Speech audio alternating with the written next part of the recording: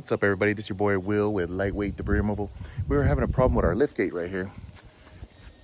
What it was doing was it was in the up position, like folded up. It would start slowly dropping, and then I'd cycle it a couple times, and then it sounded weird. It was just having this weird noise. It was like, it sounded like it was crunching. It was like a chick, chick, chick, chick, chick, chick, chick, chick. And I was like, what the heck is going on, right?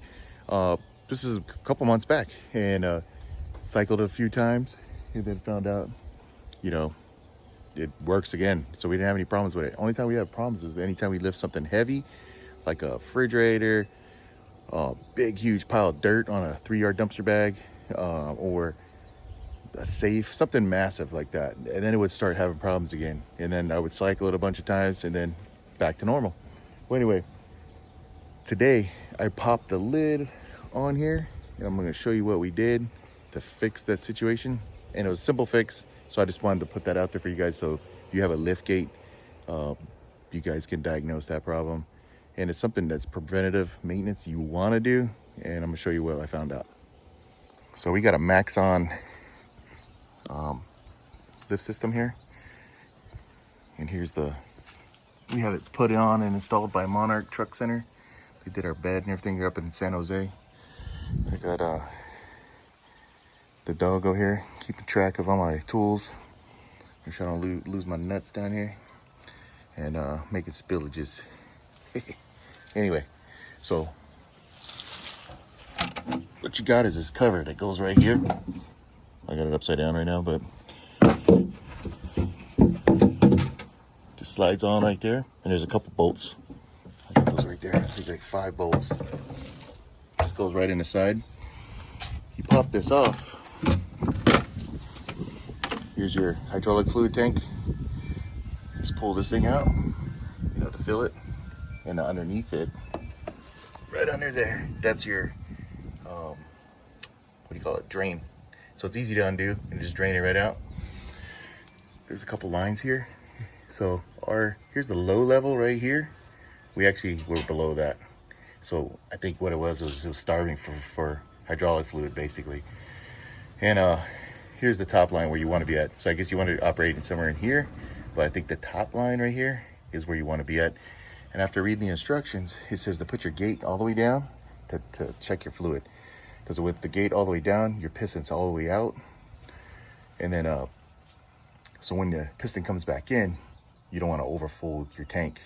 So this is where you want to, so I probably put a little too much in there, but I'm going to leave it like that for a little while. And then I was thinking about draining this thing out again, and then adding another bottle just to cycle that if I got any damage in there. So anyway, so put the gate down, you fill it, and then you can hear it now. It really sounds a lot better. Sounds a lot faster.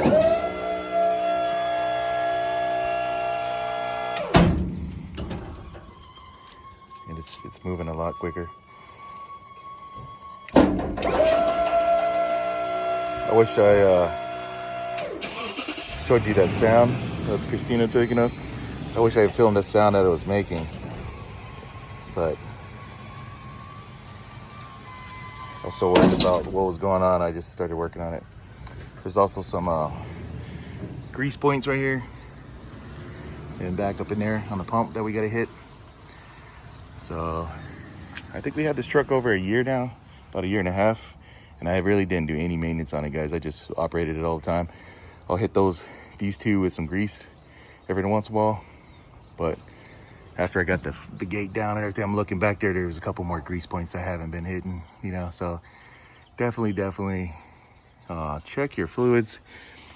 It's kind of not as easy because you got to pull this box off, but I would definitely recommend pulling the box and checking it often.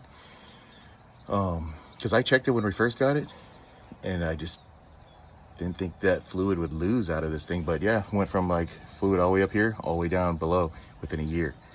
I watched a bunch of videos and they're saying the same thing. It just, maybe hydraulic fluid just comes out around the pistons. I have no clue. Yeah, I was surprised that it lost fluid.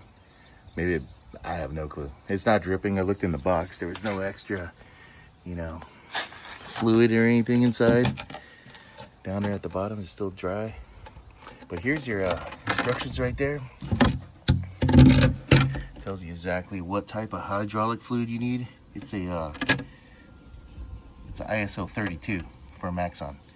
I went to O'Reilly's real quick and just bought 2 bottles.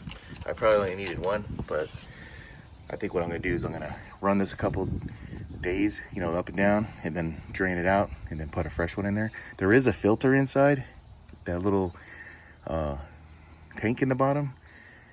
I didn't see any metal shavings in there or nothing like that, so I think we're good. I think if you run these things, any kind of hydraulic, if you run it low like that, you can tear up the motor. And I did that to other trailers that we had, ran it too low, and then there was like metal shavings. But I didn't see any in there. Lucky it has a filter, so it's not filtering through metal shavings or anything. But like I said, I'm just gonna, just in case, I'm gonna run this for a little bit and then drain it out, put another one in there. I guess you would have to, if you want to change the filter, you're gonna have to drop this tank somehow, some way. This tank comes off. I'll have to watch a video on that, or figure out how to get to that filter somehow. But I'll make another video on that one when I change the filter. But anyway, hope this helps somebody out there. If you got a liftgate system, definitely I recommend just pulling that box once a month at least. Check inside there, make sure you're hitting all these grease points. Check your wiring, guys. For your solenoids, I watched a couple videos. They're saying like when these things get loose, any kind of problems back here across these solenoids, that's when you start having problems. If your liftgate stops working, this one has an inline fuse. Some of them have a little tab, but they put an inline fuse on this one. So liftgate starts working, this is where the fuse will be. If you have a push button one, you know, you just click it. There's not really much that could go wrong with these liftgates. I mean, you know what I mean? It's just make sure you change your fluids. You're checking wiring, make sure everything is tight every once in a while, because it gets a lot of vibration and bouncing. And you know, just making sure everything's lubed up and greased up. That's about it, guys. These things are pretty easy. So just maintain that. You know, you don't want any arcing going off in here and blowing out your stuff, and solenoids or any kind of excess leaking. Just keep it all nice and tight. But pop that box once a month, guys. I would do it on the 1st, and you ain't gonna have no problems.